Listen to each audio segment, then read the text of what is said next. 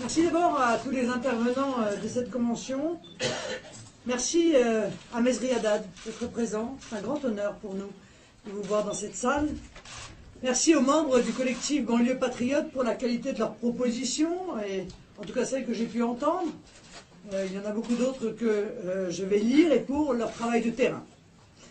Je suis heureuse que nous puissions prendre le temps avant la campagne de parler d'un sujet aussi délicat que celui de nos banlieues, en ayant le temps de développer honnêtement nos idées et en évitant toute caricature. C'est un sujet délicat. Et comme tout sujet que le pouvoir politique a sciemment laissé de côté depuis des décennies, il est devenu un point névralgique, un point sensible, qui réagit au moindre choc. La France a mal à ses banlieues. Les fantômes des émeutes de 2005 ressurgissent au moindre trouble à l'ordre public. Nous ne pouvons pas laisser la France ainsi fracturée. Si nous voulons véritablement une France apaisée, il faut donc traiter cette question à la fois avec une précision pointilleuse et une volonté bienveillante.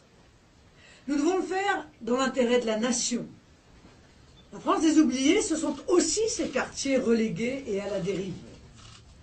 Il s'y trouve des voyous que nous neutraliserons sans pitié. Mais il s'y trouve aussi et surtout des Français abandonnés, qui n'ont pas pour eux les masses d'argent de la politique de la ville pour une raison simple, cet argent est gaspillé dans le clientélisme. On a laissé partir à volo les banlieues de nos villes. Pire encore, certains politiques se sont nourris de cette décomposition en vrais charognards. Certaines puissances étrangères aussi. Le clientélisme y est roi, plus que dans toute autre partie de la France. Ajoutez à cela le communautarisme, la radicalisation religieuse et le chômage de masse, et vous disposez donc d'une véritable bombe. Et quand vous êtes face à une bombe, vous avez deux solutions.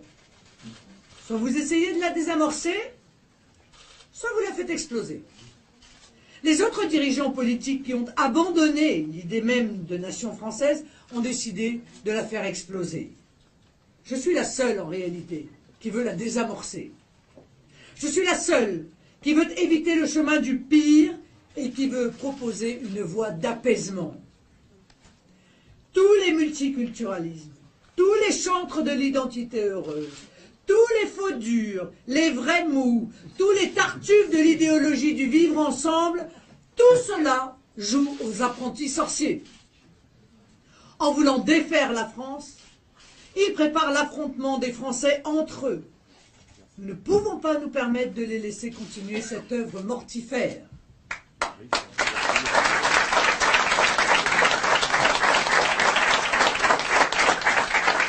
C'est pour rétablir la paix civile, qui est le bien le plus précieux d'une nation, que nous devons prendre à bras le corps le problème des banlieues françaises. Notre plan est simple. Il comprend 3 volets.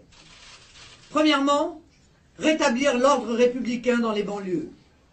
Deuxièmement, déraciner le fondamentalisme islamiste pour préserver les enfants des banlieues de toute dérive, et notamment les femmes et les filles.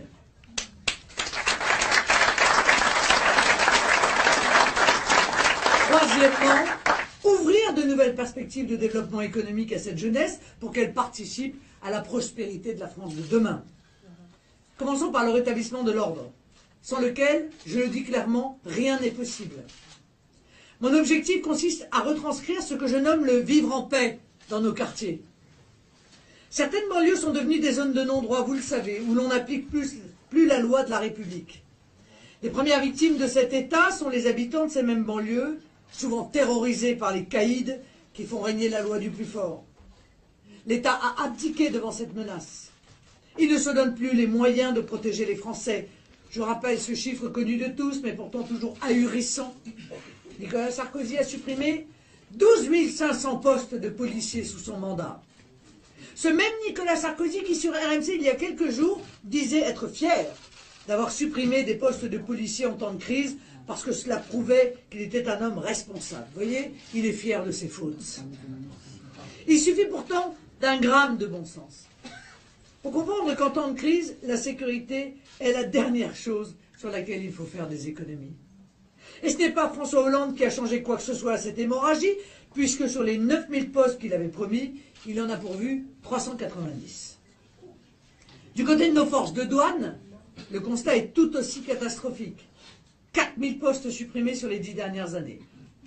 Alors qu'on ne s'étende plus ensuite que nos frontières, qui sont plus trouées qu'une tranche de gruyère, laissent passer des milliers de kalachnikovs qu'on retrouve dispersés dans toutes les banlieues du pays, ou même, évidemment, la drogue, que je n'oublie pas, et qui gangrène cette même banlieue.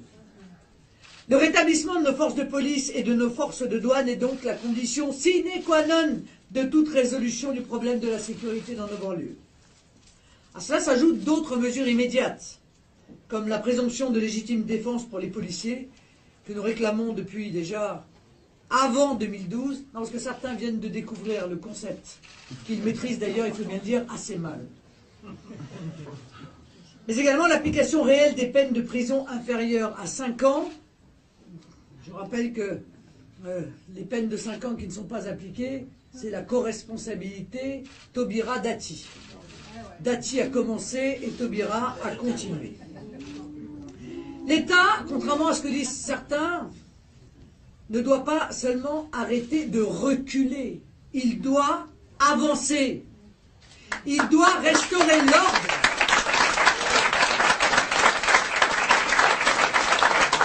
Sur un territoire dont je dis ici qu'il n'a pas le droit d'abandonner. Car non seulement en abandonnant ce territoire, il met en danger les villes françaises, mais il ne respecte pas non plus son devoir de protection des habitants de ce quartier.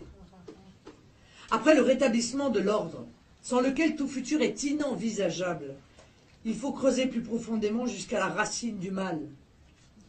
Il faut déraciner cette idéologie qui gangrène les banlieues et qui se nourrit de la faiblesse humaine, l'idéologie salafiste. Le salafisme ne naît pas par génération spontanée. Il a des relais, il a des porte-voix, il a des financements. Les banlieues françaises n'étaient pas destinées à devenir le terreau du radicalisme. Et elles ne sont pas destinées à le rester.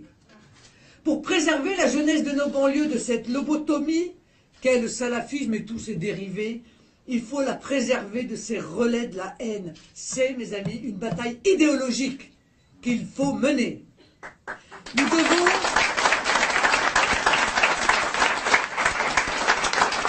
assécher le marais du salafisme. Et pour cela, il y a des moyens simples. Nous devons fermer les mosquées radicales. Puisque M. Cazeneuve, qu'il avait pourtant promis avec Césaire de premier flic de France, n'a pas été capable de le faire.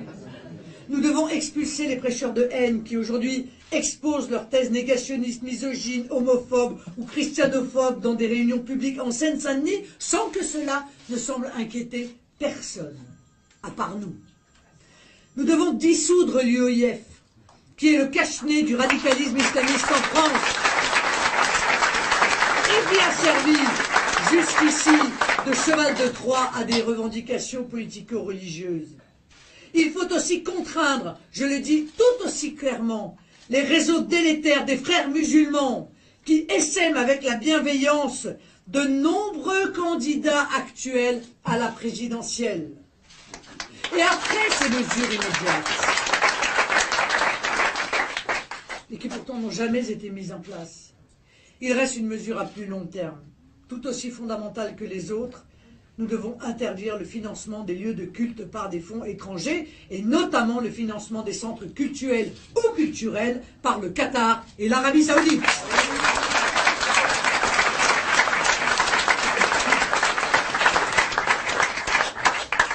Bien sûr, ceci devra se faire également en luttant contre la corruption de certains élus locaux, qui rendent possible par leurs agissements l'infiltration de ces puissances étrangères sur le territoire national. À cette fin, je propose la mise en place d'un corps d'inspection contre la corruption de la vie politique locale, chargé en particulier de détecter le clientélisme et les contournements à la loi de 1905 sur la laïcité. Je le répète, les banlieues ne sont pas destinées à rester des viviers du radicalisme, ce n'est pas une fatalité. Nous pouvons faire sortir la jeunesse des banlieues des griffes de l'idéologie. Nous pouvons leur redonner un avenir français. Et pour cela, il faut tarir la source du problème Et qui, de mieux pour cet objectif, que de recréer à terme un nouveau service national pour nos jeunes filles et garçons, évidemment à partir d'une armée rétablie dans ses moyens et remise au cœur de la formation du citoyen. Enfin, si nous réussissons à rétablir l'ordre et à tarir les sources de la radicalisation, notre tâche ne sera pas terminée pour autant. Si nous ne voulons pas que les banlieues redeviennent une nouvelle fois une zone de non-droit, nous devons les faire participer à la prospérité économique d'une France souveraine. Je partage l'avis qui a été donné tout à l'heure. Disons-le clairement, il n'y aura pas de développement économique s'il n'y a pas de rétablissement de la sécurité. C'est le préalable à tout. Pas un commerce, pas une entreprise, pas un client ne viendra si il risque sa peau ou même, je vais vous dire, sa santé ou son portefeuille. Ce n'est pas l'économie parallèle des dealers et des trafiquants qui doit régner, mais l'économie réelle des entrepreneurs, des nouvelles industries, des PME, des artisans, des commerçants et de tout ce qui fait le tissu économique et social de la France. La banlieue est comme l'ensemble de la France bourrée de jeunes talents qui ne cherchent qu'à exprimer leurs capacités.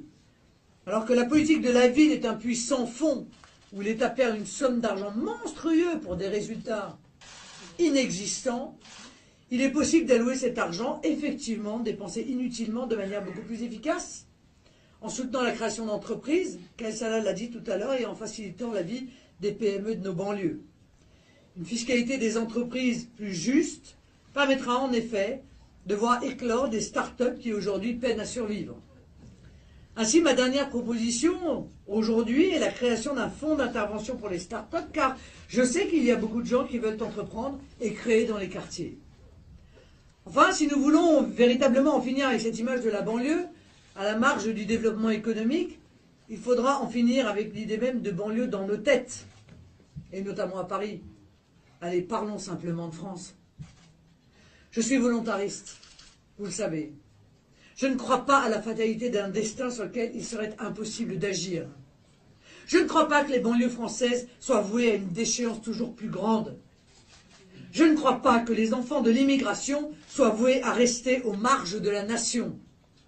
Je crois qu'il est possible de refaire l'unité de la France et de tous les Français. Et cela ne peut passer que par l'affirmation forte de quelques vérités trop longtemps oubliées. La nation est le cadre intangible dans lequel nous pouvons agir.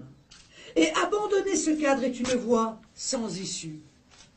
Deuxièmement, l'ordre est la condition de la prospérité économique et celle-ci doit être soutenue. Enfin, l'amour de la France est le fondement de toute vie collective pacifique. Ces vérités sont simples, mais ce qui est simple n'est pas forcément facile. Nous n'avons pas choisi la voie de la facilité, mais nous avons choisi la voie de l'action, donc de l'espoir, et il faut nous en rendre dignes. Vive le collectif Banlieue Patriote, vive la République et vive la France.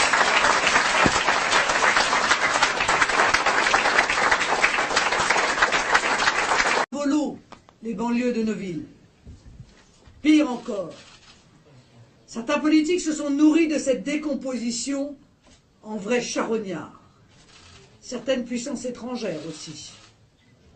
Le clientélisme y est roi, plus que dans toute autre partie de la France. Ajoutez à cela le communautarisme, la radicalisation religieuse et le chômage. Merci d'abord à tous les intervenants de cette convention. Merci à Mezri Haddad d'être présent. C'est un grand honneur pour nous de vous voir dans cette salle. Merci aux membres du collectif Banlieue Patriote pour la qualité de leurs propositions, et en tout cas celles que j'ai pu entendre. Il y en a beaucoup d'autres que je vais lire, et pour leur travail de terrain. Je suis heureuse que nous puissions prendre le temps avant la campagne de ne pas oublier, ce sont aussi ces quartiers relégués et à la dérive. Il s'y trouve des voyous que nous neutraliserons sans pitié. Mais il s'y trouve aussi et surtout des Français abandonnés, qui n'ont pas pour eux les masses d'argent de la politique de la ville pour une raison simple, cet argent est gaspillé dans le clientélisme. On a laissé partir à ces banlieues. Les fantômes des émeutes de 2005 ressurgissent au moindre trouble à l'ordre public. Nous ne pouvons pas laisser la France ainsi fracturée. Si nous voulons véritablement une France apaisée, il faut donc traiter cette question à la fois avec une précision pointilleuse et une volonté bienveillante. Nous devons le faire dans l'intérêt de la nation. La France est d'un sujet aussi délicat que celui de nos banlieues, en ayant le temps de développer honnêtement nos idées et en évitant toute caricature. C'est un sujet délicat. Et comme tout sujet que le pouvoir politique a sciemment laissé de côté depuis des décennies, il est devenu un point névralgique, un point sensible, qui réagit au moindre choc. La France a mal